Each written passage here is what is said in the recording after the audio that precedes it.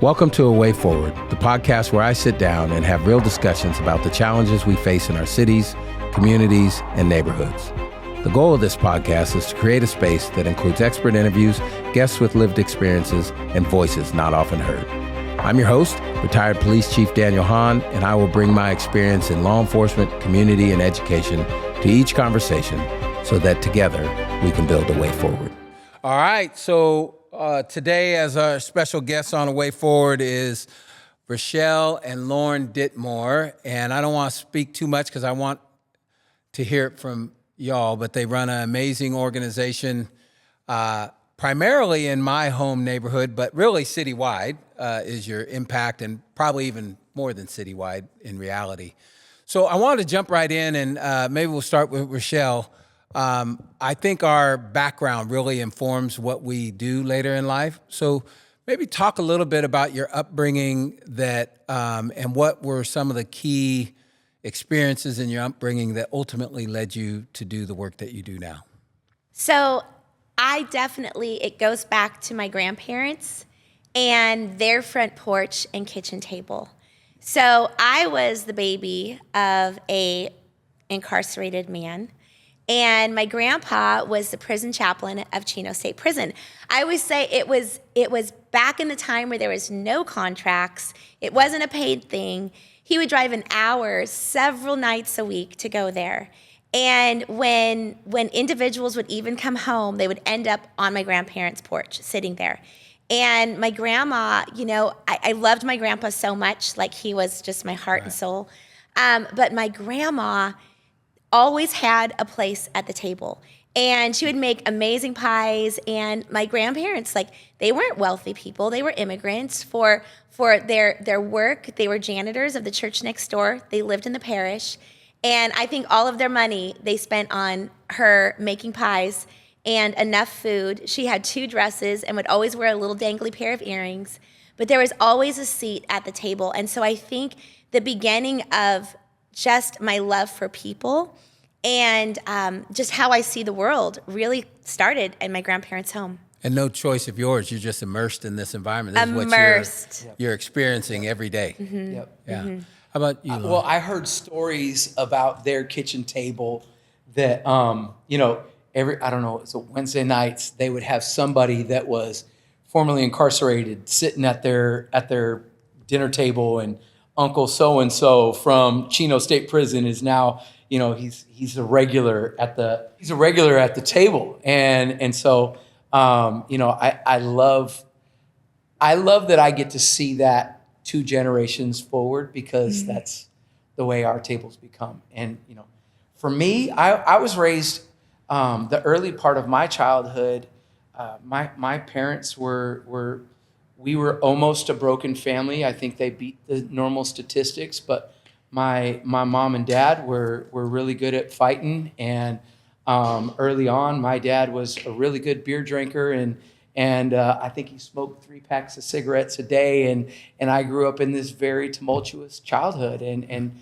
watched my parents, have a really hard time being a family. And they were young, but also we were impacted by poverty. We lived in Stockton, and that was a rough upbringing in my early years. And then, went through some things in my prepubescent and got through some tough situations, but became a very angry young man and got into a lot of trouble myself, and really watched. And my parents at that point had really put things together, and they were doing their best with what they knew, and God had done a lot in their life to change my home situation, but I was still a broken, angry kid from the things that I went through.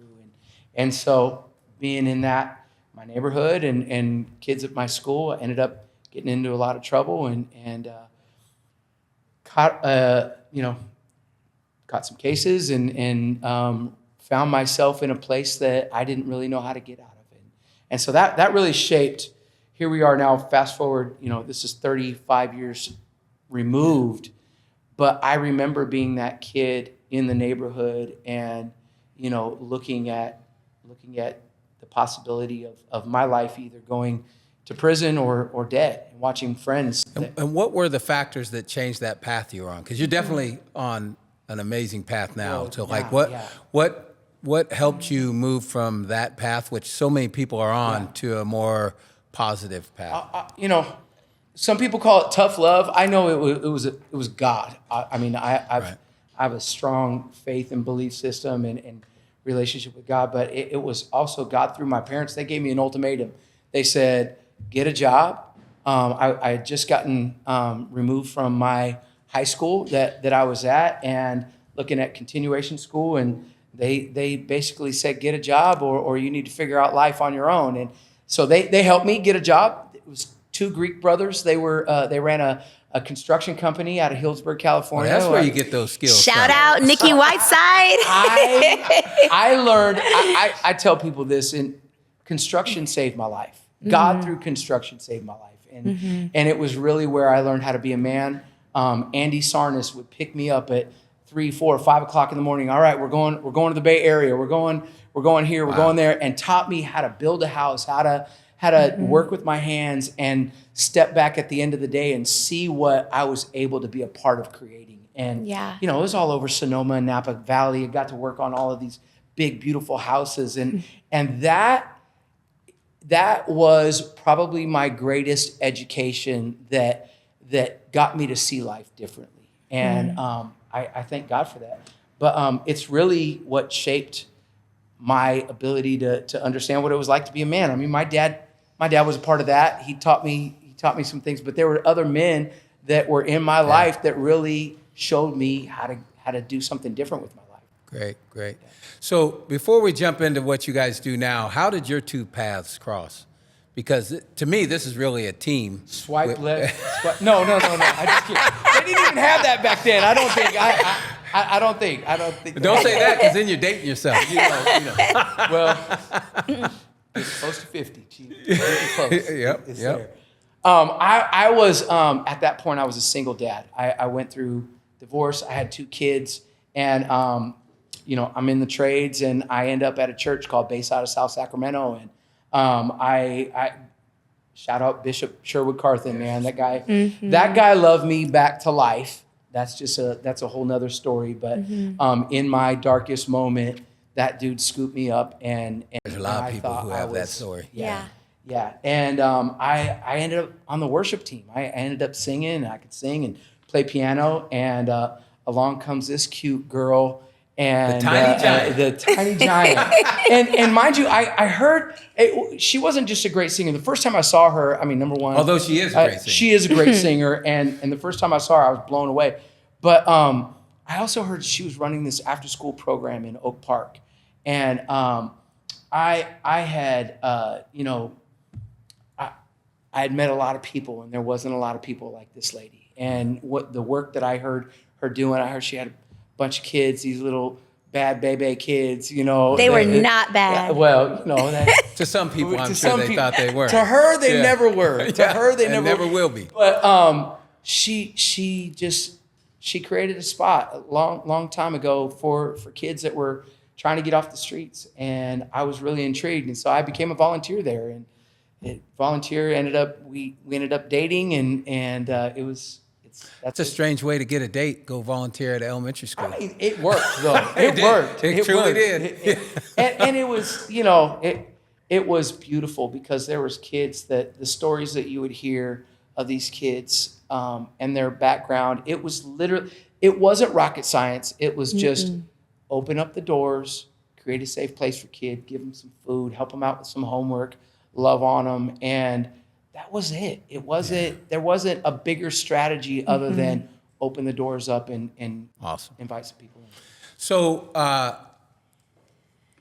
at some point, I would imagine, you've never told me this, but I would imagine you could probably make a lot more money than you're making right now if you had stayed in the construction trade. And at some point, the two of you joined together as a team in more ways than one. And City of Refuge is born. Talk a little, Rachelle, about what made you guys to decide to create, which was probably much smaller when you first created than what it is today. But what what was the inspiration or the motive behind creating Yeah. City of Refuge?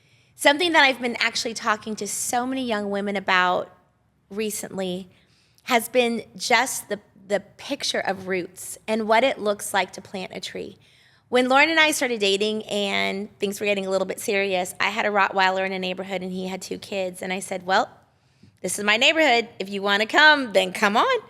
And he came. And you brought him to the best neighborhood in Yes, Sacramento. and I think about it and I'm like, I never imagined being anyplace else. I don't think I could ever go anyplace else. Like, there's something about planting yourself and planting roots and staying in and out of seasons that are scorching, seasons that look dry, seasons that look rainy and stormy, but allowing yourself to plant. And the beautiful thing about when we plant ourselves is that, and we focus on the soil, it allows good things to grow. I actually have a very different perspective. You know, when I think about City of Refuge and what has been created, I actually don't even think that I'm a helper. I think that I have had the opportunity to be a part of a community where there's been such a mutual exchange that I have been changed along the way. Yeah. I think about even very loud seasons, politically over the years and things when we look at media and we just hear so much noise. And I actually have felt at times, and I say this to people, I feel so privileged that my experience is really human to human and such connection. And it's one thing when you see someone on a screen. It's one thing when you click your TV and you hear something. It's another thing when you get to see someone face to face. Even, we've both even shared experiences and spent time with them. We've shared experiences in City Hall and things that, we've watched in our city along the years. And I think, wow, the gift that I've been given to really experience people in a different way, where I so believe it's something that we must be intentional and return to. We have perfected systems and we have lost connection and belonging and simply an invitation back to the table. I never wanted to start a nonprofit. That's interesting. Never. In light of what you all do now. Yes, and that was never the goal. I know there's some people that say like, I want to start a nonprofit one day, and I'm like, whew. That was never the goal. In fact, I worked for another organization for 15 years that allowed me to be in Oak Park. I've been in Oak Park for 25 years. I really was just Miss Rachelle on the block. Mm-hmm. And 15 years ago when we started we took in 17 young women that lived with us over the course of the year. Yes. Which I want to interject here. When you say plant yourself, you have many locations in Oak Park, but one of those is your own. You live in Oak Park. Yeah. Yes. We live in Oak Park. We live in walking distance from our center, and there's a identity of our community and a family. I think when you talk even to individuals who grew up in Oak Park where they experienced the beauty and harm. Right. Both Absolutely. and. Yes. There's one thing that you hear is that what Oak Park was about was family. Yeah. And it was always about family. And in family, you've got the crazy uncles, you've got, but it was about family. And I really do believe that, who we are is a family. Half of Oak Park is coming to see my daughter in Annie in a couple of weeks. She's Annie, her first role in Annie, which of all the things I'm like, of course Sophia got Annie. But really it was about, right, and she can sing too. It was about like building family and sharing family. I tell my children this all the time. You're either the one that gets invited to the table or you are the one that invites others to the table.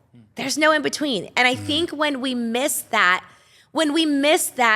it's so easy to become so self-absorbed that there is an equation. I always say, I'm like, faith is something that even if we don't share it, there's some practical things. And there's actually, one of my favorite verses in my own Christian faith is found in Isaiah 58. And it talks about, if you want to heal, go share your life. Go share your bread. Go share your things. Go break yokes of injustice. Go set slaves free. If you do that, you'll actually experience healing, and it's true. It's so easy to create almost like an idol where we worship self. And I think the antidote to self is to look beyond us and to share. And in that, you know, I have met people on the streets. We have a front porch at City of Refuge. And, you know, going back, you know, just a little further, we ended up starting an organization. We had to, because the organization that I was working for said, I think it's time to spread your wings. This is going somewhere. And loved me and sent me. And we had a miracle of this little tiny house that opened up in the neighborhood, and we ended up fixing it up. Our first family home we moved out of, and I know this sounds crazy, but it's true. We said, what if we move out of our house and we turn this home into a place called the House of Acts?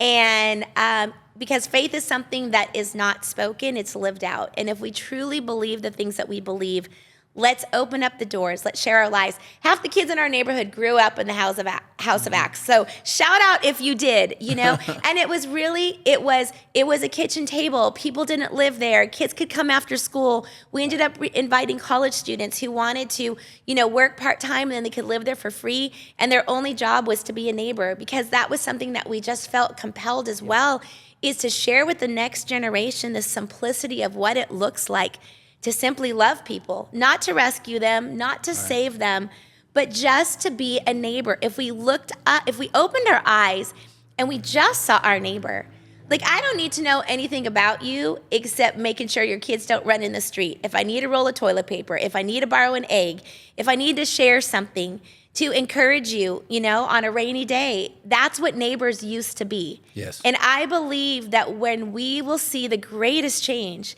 is not by things 100,000 feet ahead, but if we will just return to being a neighbor again. You know, even some of the things that we've been able to touch and impact, you know, as a part of City of Refuge, we didn't chase it. We simply saw our neighbors. Or our neighbors showed up at our door and rang our doorbell at 3 a.m., and she was a 13-year-old little girl that had been trafficked. And our light was on, and she told to the beat-down Buick outside, I told you they would open up their door. I told you. These are those church people I told you about. You can leave me here. I'm fine. You know, and that was really how it began. So, and I know the City of Refuge does so much. I mean, Loren, going to hospitals and funerals and weddings and like the things that go on inside your community center. I mean, any given day, you can walk in there, something different from the day before. Like, there's not a set, like, we only do X. It really feels, as you said, you do whatever is needed. But one of the big things that you do is help women escape trafficking. Yeah.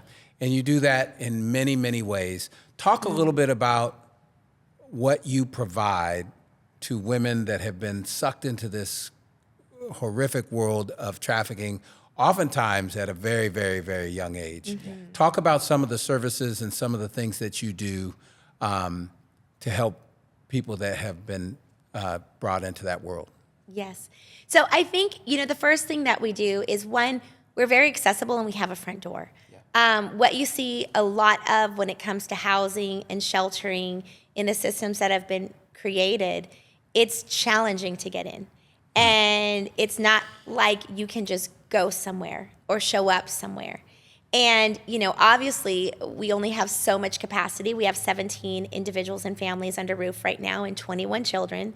And so it's not like we have massive capacity, but we have accessible. We are accessible. So, you know, number one, someone can call, whether it's a law enforcement officer, whether it's an FBI agent, whether you are in North Dakota, which we have someone, or Reno, that, you know, we are accessible. So we have that front door, which I think is so important. We have a beautiful community center where if we get that call, even if we don't have room, just come on in. Half the time I'll make room.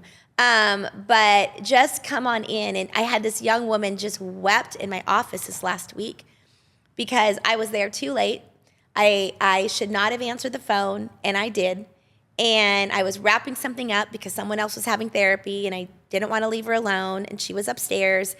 And I answered the phone, and I just said, you know what, honey, do you have a vehicle? And she's like, yes. And she had escaped a situation, had a little girl, 5-year-old, little child in tow. Often when we think about victims, we do not imagine that they have children. Yeah.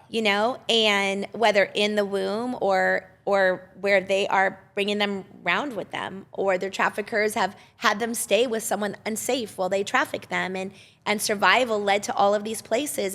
But one of the things that she came in, and I didn't promise her a place to stay, but I said, why don't you just come? And she wept in my office. She said, do you know, out of all of the places I've called, nobody said I could come. I believe that. And nobody asked. It was a cold call. Nobody asked how I was. Nobody asked how my day was. Nobody sat with me. And, one of the things I've really had to get past, I think someone asked me the other day, because, this has been my life for a little over 30 years. And they said, how do you do it? And I said, I had to get over myself, and I had to get over saving the world. That's not my job. And I had to also get past, that I had to give people answers. Because what if love was enough? What if I don't have the answer and I don't have a couch, but I get to give this young woman a hug and make sure she has something to eat and she has blankets. Feel valued. Now, we did make room for her. She did. How did I know that? She did. And her little girl. Beds under beds. Yeah. But we also beds. house with dignity. Like our homes are beautiful. And it's not like there's no rules. Right? There's rules. There's absolutely. And so Sophia was actually there with me when she came. I said, Sophie, do you mind staying a little bit? And she opened up the door when they came, and she played with the little girl out there. And by the time they left, the little girl said, am I going to see my best friend again? And she loves Sophia because Sophia's just like her mom and really has this heart. But, that was really, that right there is the basis. From there, we have two phases. We have our refuge housing, which is our front door. People say, we may have the blueprint of a shelter. We are not a shelter. We are a refuge. And I believe those are two very different things. We've created a child-first model, and we have 2 rules and 3 rhythms. We have classes on 2 days. Our 2 rules are don't ever put your hand on someone. And I'm most proud of that. And one day I pray that no one breaks our record. But we have housed over 700 women and children in the last 15 years. And we have never had a physical altercation. And do not wait, just stop for a second. That is so impressive. Well, I tell you, That's I remember, it's just crazy even to think about. But I remember when I was working as a police chief, we came by, and I don't remember, maybe it was a peace walk or something. I don't remember why we were walking by, where I met Shamika at your house. Carrying a microphone. Yes. I think the first 20 times I ever saw Shamika, she had a microphone in her hand. Yes. Probably still somebody, does. I don't know if it was you or somebody said, well, Shamika, sing so they could. And I'm thinking, oh, we're about ready to hear something here. I wasn't thinking I was going to be impressed. And man, that girl could sing. Yes. Which ultimately wound up to her singing. And she had quite I love that girl. The tragic experiences from a very, very young age to where she's singing the national anthem at the police graduation in front of thousands of people. I'm sure she or none of us ever expected her to do that. But it was always amazing to me of how much, I think, dignity, love, and dreams she got from being involved with maybe for the first time in her life, knowing her circumstances. So talk a little bit about a lot of times I see, especially in the nonprofit world, well, probably in all aspects, but a lot of organizations aren't real good at partnering with other people. If it's not their expertise, then they'll give it a shot, right? I'm not very good. Whereas it feels to me like you guys partner with all sorts of people. Now, I imagine you probably had to cut some people off that were half-stepping, that weren't really what they looked like. Yeah. But what I see you partnering is even with other organizations that do similar work to you, Cash, other locations, people, just families that provide housing, like step-up housing from your facilities. Dr. Chambers at Methodist Hospital, which I think is an amazing story in and of itself of the services that are provided. Talk a little bit about what your belief is in this partnering, because it seems like so often we see Like I'm like, why aren't you working with other people? Like you Right. can't do it all yourself. No. So talk a little bit about how you what fuels that, why you do that, which is so different than other organizations. There's a couple of reasons why we in the nonprofit world have a hard time partnering. And I think it's one of three. One, we're either too arrogant and we think that we can do it on our own. That's normally based out of an insecurity, and not knowing how to work with people. But also, we also see a lot of friends too that are overwhelmed by what's in front of them and they don't see the other people around them. And so we've got to do a really good job of getting our head up and looking around. There's this theory in nonprofit world or philosophy. It's called asset-based ministry or asset-based community development. And really the theory is that your neighborhood is not just broken. Your neighborhood has real, live, tangible assets in it. It doesn't matter if you're in Oak Park, Del Paso Heights, Sacramento, South Sac, or anywhere, the deepest part of Chicago. There are assets all around, and wisdom says, hey, look around and find out what's working here. Find out who your people are, and really look around. We were blessed by finding some really amazing people. And you're an idiot if you don't work with those people. You're better together. You'll accomplish more. It's not 1 + 1 = 2. It's a multiplication factor. And I bring mine and you bring yours, and look what God can do when we all do that. And I think that is the biggest thing, is either we're just too proud or too insecure to do that. But everything that we've ever done well has been in the context of community, has been in the context of working relationship, partnership. And that's really, I think, where one of our strengths has become, is that we've been blessed with so many great people around. You mentioned Community Against Sexual Harm. I mean, we're working with some of the same ladies, and the former ED there and now the current ED there. They've known Rachelle for a long time, and they're on a phone call basis. Hey, so and so, and well, we actually, it's so funny because I think with Cash, we worked so closely that we almost had to like redefine, okay, we're not the same organization, and find our lanes, because like we really became one. And I think for me, it's and still we have such a beautiful relationship, but I think it's really about finding the ones where we align. And I think that's what I look for, is that do we share the same values? And if we share the same values, and then there's pieces that you take and pieces that I take, that way, like Cash knows, like, hey, if I get someone who really wants life change, where will I send them to? City of Refuge. And, and we work together. I mean, I was on a call yesterday. We have, a couple of the same residents, their clients right now, and just talking through like, hey, who needs housing? Who wants to do the year-long program? Who would be a great candidate who's for best at each one of those needs, and who would do our restorative housing, because we have a phase 2 that we offer, that we started to offer because women were having to either cut down on their work hours, only down to 13 hours, and not go to school if they were going to get vouchers. And so what happens to college dreams? What happens to, I love telling a young woman, you're going to make too much money. Stop worrying about that. And it's not to knock like, voucher-based housing or any of that. But also when we think that that's the dream, that dependency is the dream and not power is the dream, and ownership is the dream, and roots is the dream. And when you find those ones who are willing, that's where, for me, this is nothing more or less than adoption. It's really adopting families who, like when you look at these young women with or without children, and the majority come with children, they need to be adopted. They had no place else to run, and so they came in here. You said something though that is an easy word to say. It's a hard thing to do. Because adoption is based out of family, and family's messy. Family's hard. Family takes a long time to get places sometimes. But if we're gonna see real change happen in the lives of people that are stuck in these broken systems, we'll never policy our way out of it. We will never legislate our way out of these broken cycles that plague our cities, that plague our nation.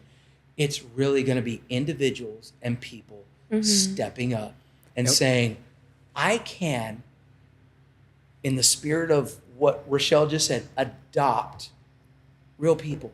Yeah. It's people saying, I care more about it's messy. It's hard. Just like family is messy. Yeah. You can't just throw a little bag of groceries at it and it fixes itself. Yeah. It's going to take a And we're long going to get time. more into that in a second. But one of those partnerships that you have cultivated, and it's not always been the smoothest of roads, but is like with the police department. You've had new officers come volunteer at your center. And when I was a new officer, if you ran across somebody that was being trafficked out on Broadway or Stockton or in many other places around our city, there was no place to take the women or the young girls. And so typically you arrested them. And sometimes that actually was the best thing to happen, to give them a break, if nothing else.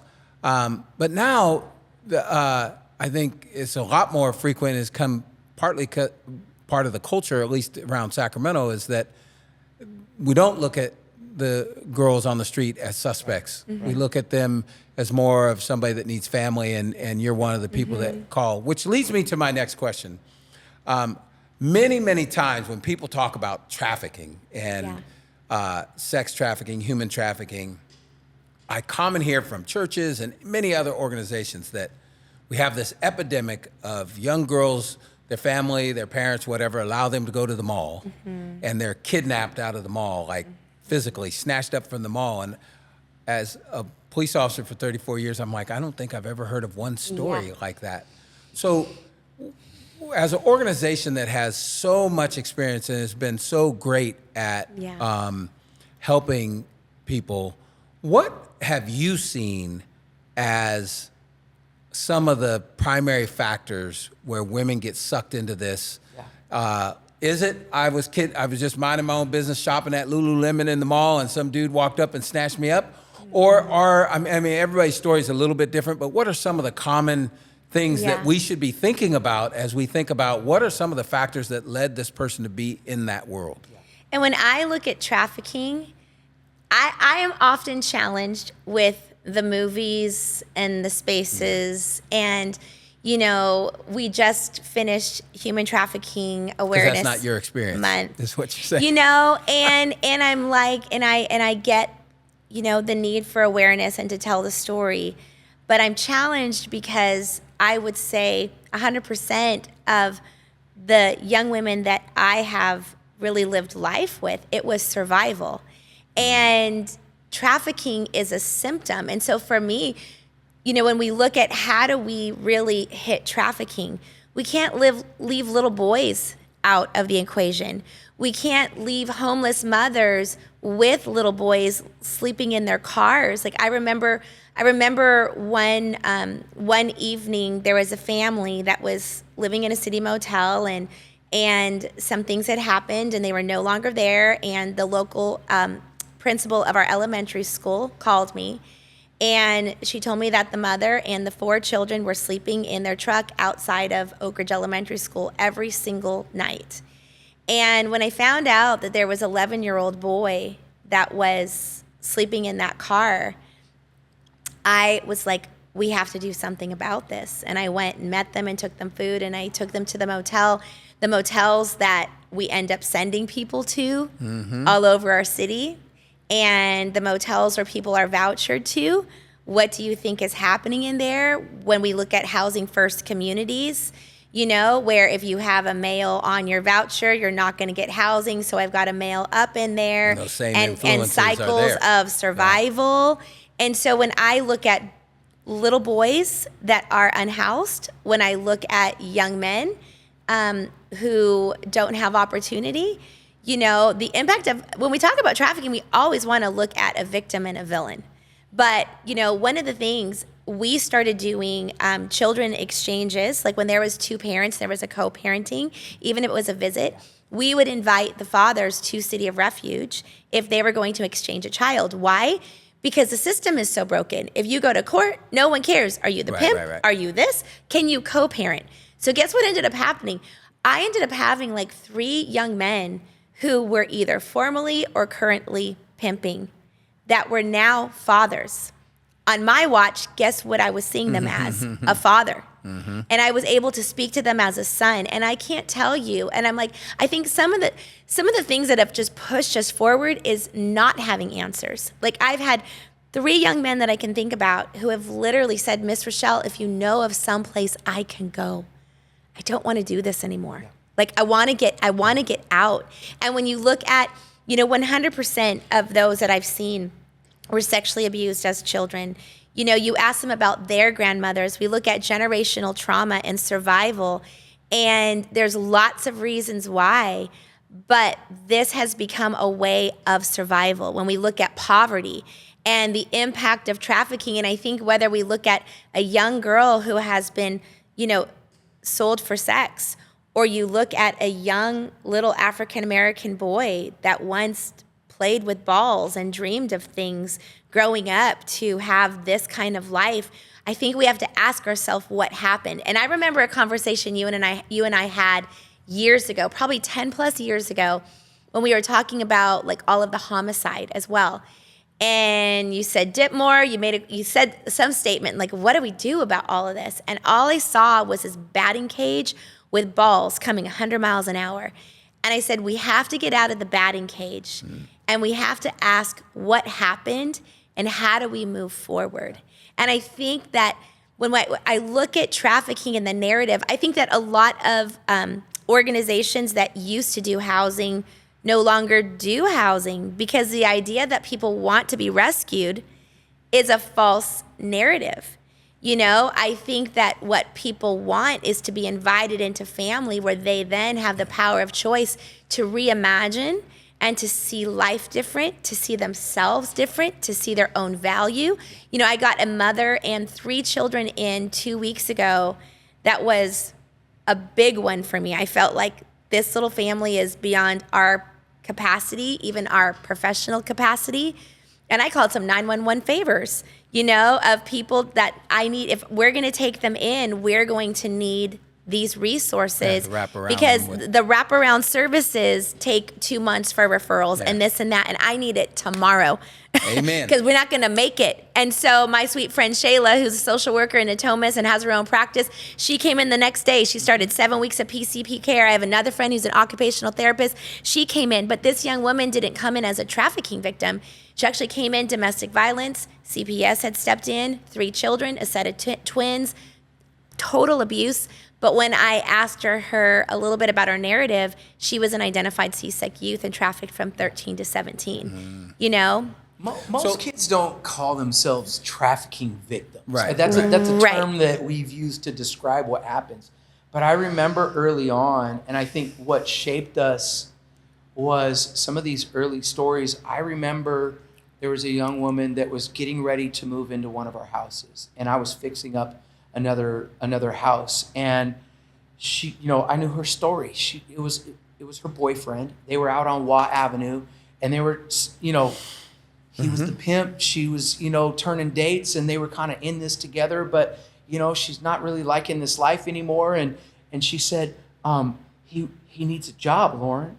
Can he come work for you? And I'm like, well, the only job I have is this construction job, and I'm getting ready for this pimp to walk through the door. And I'm working on this house, and I've got my tool bags on, and I'm ready, and I'm kind of posturing up. And he walks in the door. Oh, wow. I remembered him at 12 years old, 4 years earlier, lived across the street, single dad, living on his own, latchkey kid, and ended up getting lost in the system through parents' divorce. And this big bag pimp that I was getting ready to be introduced to was this little boy that I remember years prior. And the reality is that every single pimp, that person that we want to classify as the villain or the victim, they were once a child. and they came from somewhere. And with that, you mentioned like the primary factor is survival. Let's be specific. What survival, like when you say survival, what are we talking about? I don't have a place to live. Okay. How can I rent an apartment anymore? What does safe housing look like for me there? There used to be a sign, $600 a month, 2-bedroom apartment. Everything has gone to a system that you may be on a waiting list for months and you're in survival. You have no place to lay your head. And I've spent, sometimes we've heard, I did half of the month in motels and then the other half I'm doing this. But everything is a system. There is just no front door and no one you can call. People are overwhelmed beyond measure with this. Even if I quote unquote don't want to go turn a date, but like I've called 211, I called them months ago, and our systems are overloaded and our systems have taken the place of human connection. I even just say as a smaller nonprofit, you wouldn't imagine how hard it is to keep your doors open every day and just pay your lights. And you look at corporate nonprofits that are getting federally funded and, things like that. And then you look at, open doors. Like my heart goes out to nonprofits because it's not easy out there. Because we have funded nonprofits that are now video cameras and corporate and so data obsessed that we collect data all day long behind a computer or behind a screen or behind a hotline. And people are not being touched anymore and seen. And so there is a massive vacancy. Like we are in a connection famine. We are in a relational famine. And people do not care about what resource you have until they know or they can feel that you care about them. Yeah. And also look at mental health. What do they call the largest mental health disorder is attachment disorder. Nothing can stick to you. My ideas, my resources, my nothing. Right. We're attached. You know what that means? We were never secure as children. Right. What's amazing is you mentioned housing and so many other things. I don't think most people think about that when they think about this issue of trafficking.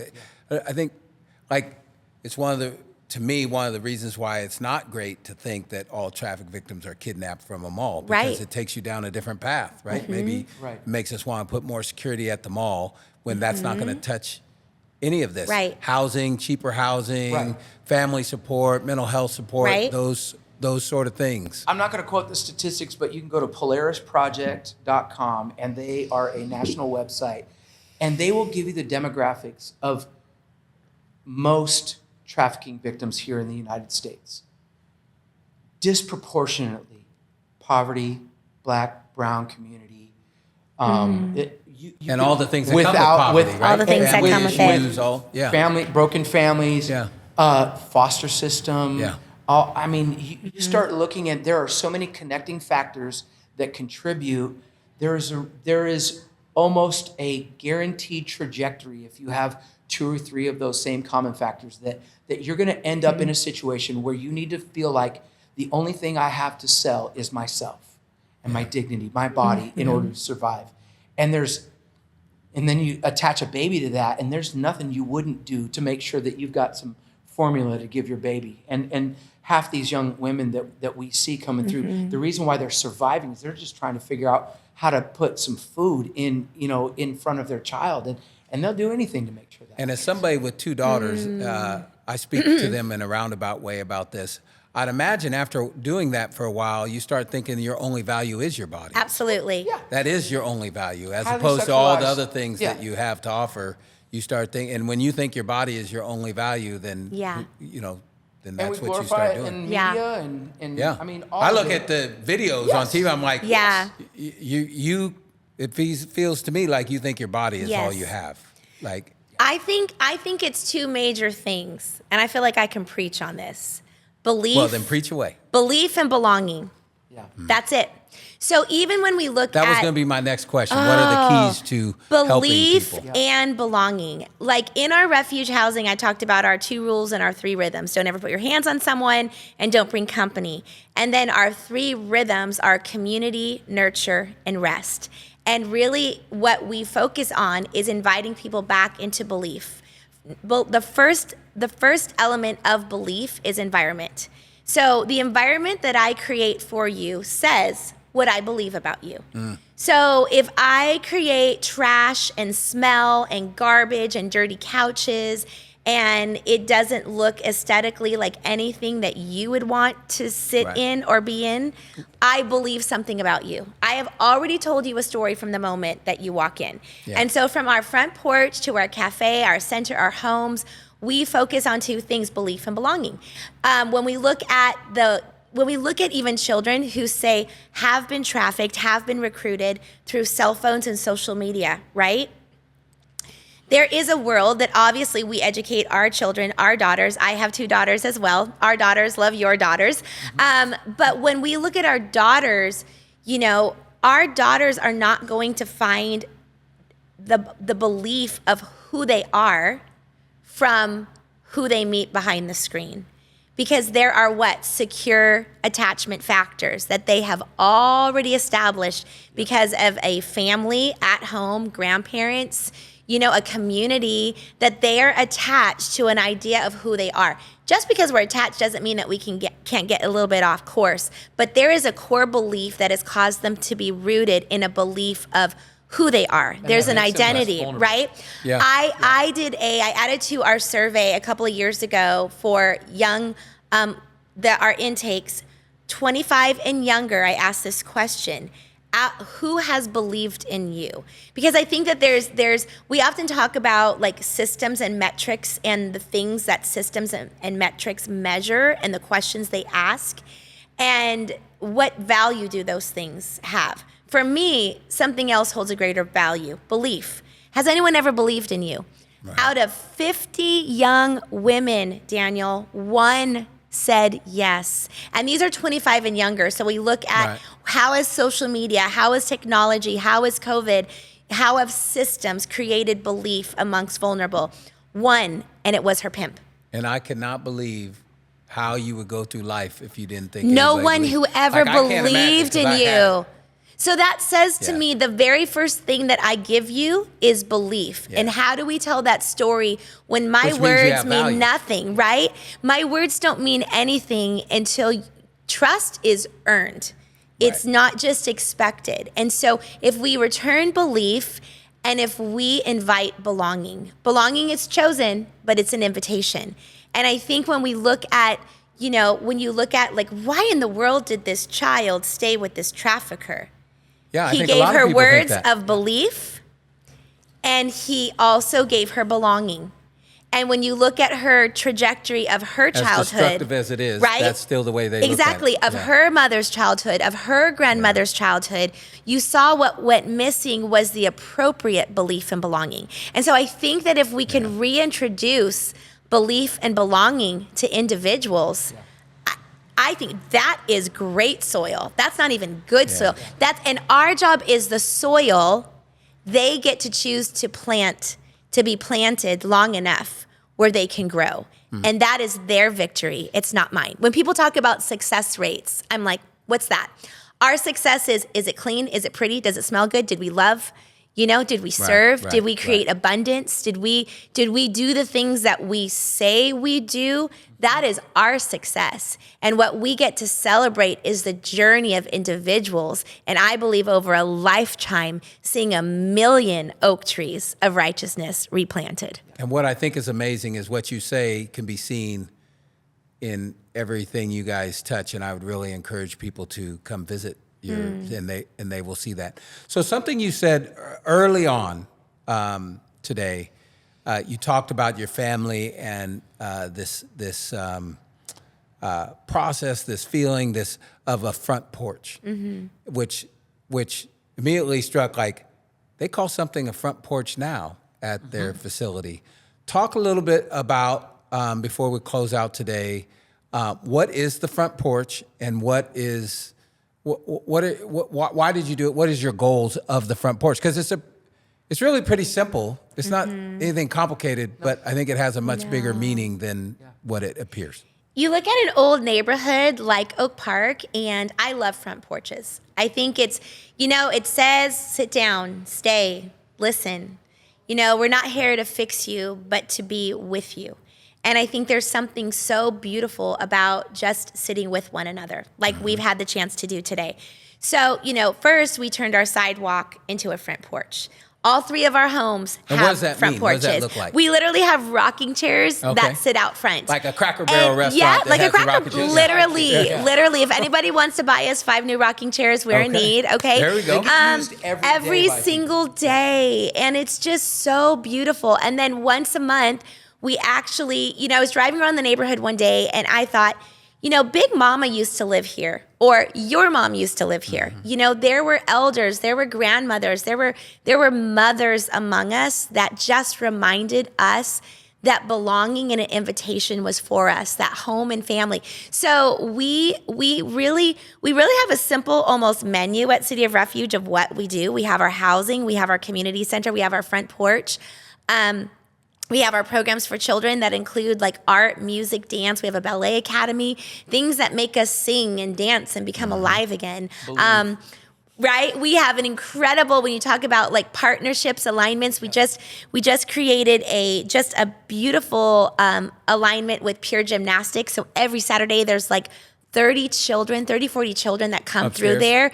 No, downstairs. They've converted it into a whole like gymnastics, tumbling, and my dear friend Dee Dee, she is another partnership. She's a teacher at Leotata Floyd, and they lost their gym. And I said, we have a space for you. Come on. And if you come and do this, would you give us spaces for children in our community as well? She said, absolutely. So we actually barter, we trade.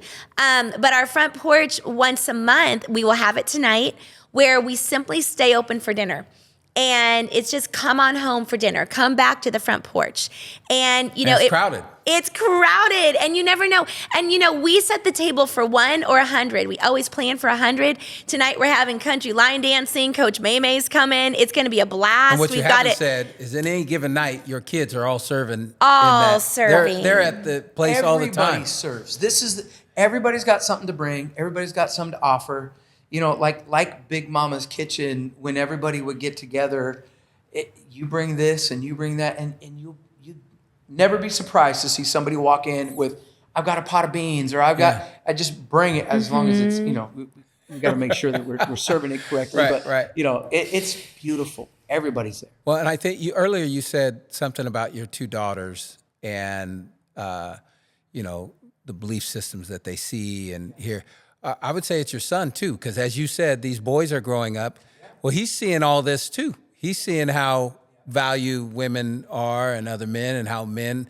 So, and all your kids are awesome. So we'll get at this at the very end of how people can follow you on social media and everything. But I think just last week you posted, or somebody posted on either your social media or City Refuge social media, this scene inside of the City of Refuge with these 3 guys. It was at least 3, a couple of them older guys that had clearly been in Oak Park forever. And just this conversation that went through where you're being called the OG and all these things. And it reminded me, thinking that as somebody that grew up in Oak Park, I had a whole different view of Oak Park than people outside of Oak Park. Like, I loved Oak Park because I knew the people there. It's not like I didn't see what goes on. It was in front of our house every day. But I had additional information about the people that lived in Oak Park that made me have a lot of value, and I wouldn't want. But it always amazed me, like, I remember one time at City College, I was, everybody had to introduce themselves at the beginning of class, and when I said I was from Oak Park, people all, this oohs and ahs, how'd you get out? And at the time, I was still living with my mom. I'm like, I didn't get out, I still live with, and I was always shocked at, like, good Lord, what do you think about Oak Park? Like, it's not this evil place. And those times are the ones that I saw that, like, people look at Oak Park differently than the people that live. And in those conversations that you posted, I'm like, those cats love Oak Park. And it's not they're naive, and some of them might have been involved in some of the negative things in the past. But talk about the value of those kind of interactions. And it didn't look like it was any formal program, right? These dudes are just hanging out, like front porch almost, like you're talking about. And you guys are having these conversations and showing value. And like you don't have to listen to those guys more than 2 seconds to think that they love Oak Park. Like, this is not what other people see Oak Park as, is what they feel about Oak Park. It's so interesting because I've even, a lot of individuals have moved, obviously, like from Oak Park. And even, sometimes our histories, like we have to take a break. And we have to maybe have some bumps or just get some space and reimagine, but Oak Park was family. If there was one thing that anyone will tell you, from people who are in prison and people who are Sac State graduates today who came from there, Oak Park was about family. And in family, guess what we do? We fill the gaps for one another. Right. I think that's one of the things, like, in our culture, I'm like, man, why have people gotten so mean, Daniel? Yes. It's I'd like agree with that. we like, people are just so mean. Katrina, she'll tell you. No, and it's just like, we look at individuals and we see the gaps. We see the deficiency, and we don't see the value in one another and say, hey, there's something in me that I can share with you, but there's something in you that the world needs and I need. And, when I think about, Oak Park, it was like people shared food. The liquor store was like our kitchen. The Big Park was our living room and our That's where we playground. had picnics at in McClatchy Park. And you look at those things and it's like, you had auntie who did this and, whatever. But then, it's just like, family is eclectic. It's messy, and, we don't have to take the spirit and like gangbang on one another. And I'm like, listen, my last couple years and being in some of the spaces, I'm just like, oh, the streets prepare you, don't they? Like, this is not a hood thing. So stop talking about my people. It's just like, man, what arrogance and pride and oppression can do. Like, anytime we look at someone else and say, I can speak a narrative about them that's going to make them low so that I can be high. Mm-hmm. I pay attention. My mom actually taught me something. Like, when you hear someone talk about others, they're coming for you too. That's a character problem. So it's a character deficiency. And I'm like, what Oak Park was and what Oak Park is and what Oak Park will be is a place where we get to remember family. And what my prayer is that, we wouldn't see the deficiencies, but we would see the treasure, and we would find the gold. I was telling Loren, I remember as a little girl, I don't remember really having a toy before 4th grade. We lived in my grandparents' little garage for a little bit. My mom ended up remarrying. I was adopted by my dad, and good man. And they had my sister. And I just remember, like, I was always the one kind of outside playing, imagining. I always had, like, I think this imagination almost kind of saved me. Yeah, right? Loren said yes. Every day. But I had this, crazy ideas, right? All the crazy ideas. And I'm like, almost going to be 50 this summer, But I'm like, it's crazy because I remember thinking as a little girl, I had this magnet. I didn't have any toys, but I would sit in the dirt and I would swirl it around. I don't know what made me sit in the dirt and do it. But I would swirl it around and I would find the iron that I could pull out of the dirt with this one magnet. And I would collect it in a bag and it became like treasure. And I also, like, there was a stump in my grandparents' backyard and I would stand on the stump and I would pretend I was directing all the animals in the forest. And they were just singing. And there was 2 avocado trees that I would climb. And I don't know, I just feel like God almost reminded me of this, like, in the last month, because, even though I'm sharing with you today, it's not easy for any of us to shut down the noise and to hear the sound, the true sound of one another's heartbeats, of the heartbeat that says there's life and we're living. Like, don't let the sound distract you. And honestly, like, December, January, and there have been things that, like, we've even walked through and are walking through as an organization that are just challenging and hard. How do we keep these doors open? How do we build in a way, with approval that fits the belief of what we know people need, and not bow to systems, and do your best. Yeah. Like we're all doing our best. And I feel like God just gave me that picture. It just said, just keep sitting in the dirt and finding the treasure. Like see what is, stand on stumps and find what's possible. And I think when we think about things like poverty and homelessness, we see them as, issues to be fixed and problems to be solved. But they're answers actually to be found if we create the right space for people. Yep. And I'm like, that's what I've seen. I'm like, one of my, like, when I think about the treasures I've collected, along the way, I think about singing Shamika, but I think about Rachelle, who's now a case manager at Cash and has been for almost 3 years. And she's smarter than me, and she knows more than me, and she has to remind me a million times to do things, but she knows Miss Rachelle. She knows what she can count on me for. But like I think about Raf, and like I remember it was at a time Cash had lost a grant, and I went to the house and all the women were packing their bags. And I said, "Where are you going?" And they said, "Well, we thought we had to leave because they have money to pay for us here, but not here anymore." I said, "Put your bags away. There's not $1 attached to you." I said, "Put your bags away." And Rachelle was one of those, and it's like, it's a journey. And I'm like, if we can trust it and just stay in it, in small seasons, in big seasons, in seasons that appear to be flourishing seasons and little seasons. But what I say, I'm like, if we stay open, I do believe heaven is here on earth. And I don't even think it just wants to come. I think that heaven is here. And if we're willing, we just get to stay course. So great segue to closing out today. If, I'm a firm believer that even with the negativity, even if some people are negative, I think most people, even those that are negative, they really do want to help. Like, I think human beings really want to help, but they're busy, they're going to work, they're frustrated over this over here, so they take it out on this person over here. But in our busy lives, I think a lot of times, whatever we're passionate about helping, we just don't know how to help. We don't know where to start. We don't know how we can help, what I have that can, I might think that nothing I have can contribute to this effort that I'm passionate about. So therefore, we don't. So with that being said, if somebody listening today has been inspired by what both of you have said, what you do, what you're about, how can they help in the work that you guys do? And again, we've talked about sex trafficking today, but that by no means is all that you've mentioned several other things. What can somebody do that is inspired by the work that gets done through City of Refuge? How can they help?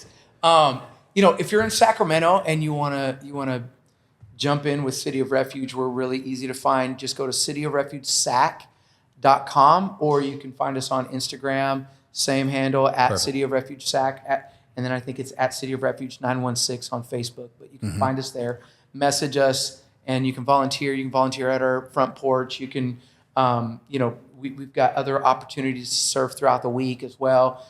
Some of our unhoused neighbors, we open up our community center, make sure that you can get your clothes washed and get a meal, and just, find a friend, sit down and talk. It's not just that people are hungry. People are starving for a relationship. Right. For family. For family. I mean, that's 99% of the problem of homelessness is not because they're addicted to drugs or mental illness. I think those are symptoms of something started at home, something broke at home. And that's the reason why they're there. And so that's the biggest problem that we answer, is we make sure that people know that they're not alone. And so if you want to join us there, we've got lots of ways that you can connect.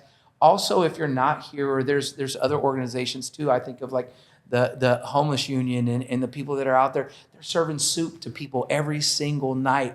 There are lots of great other organizations. There's Powerhouse in Folsom. There's places all over that are doing great work. Find something in your own neighborhood. Find something in your backyard and just be an answer. Show up.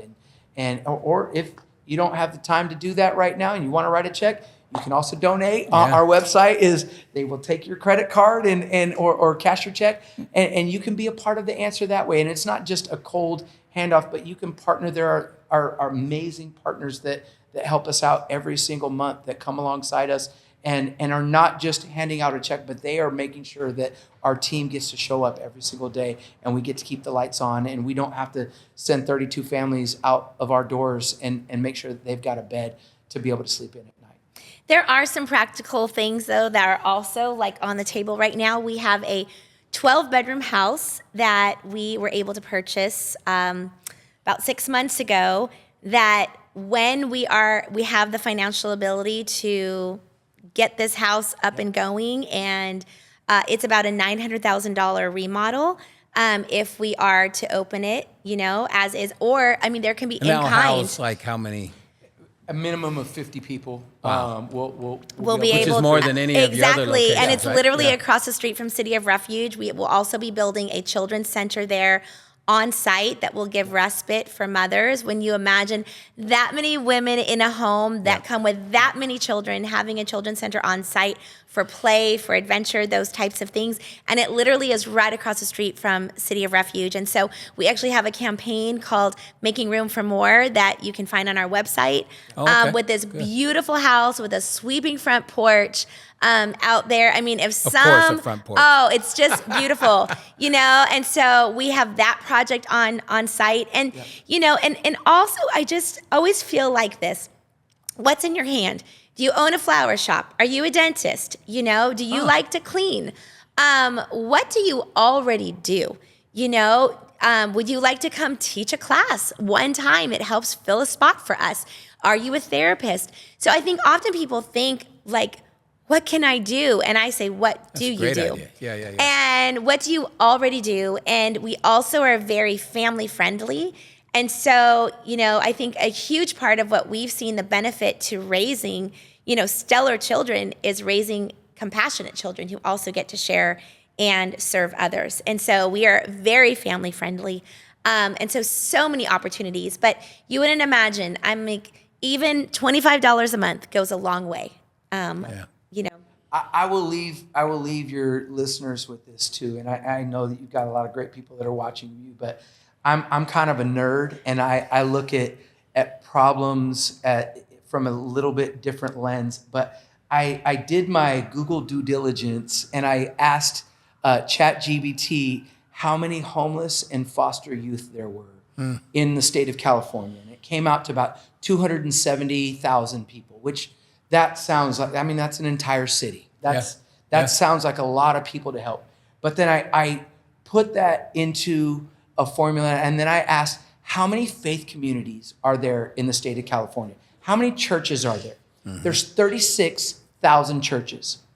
And so I did the quick math that if every church over the next year adopted one, in 10 years, we could eradicate the problem, or we could be the answer to what is ailing our society. That we don't have to be overwhelmed by the stats of 275,000. That's a lot of people that need help.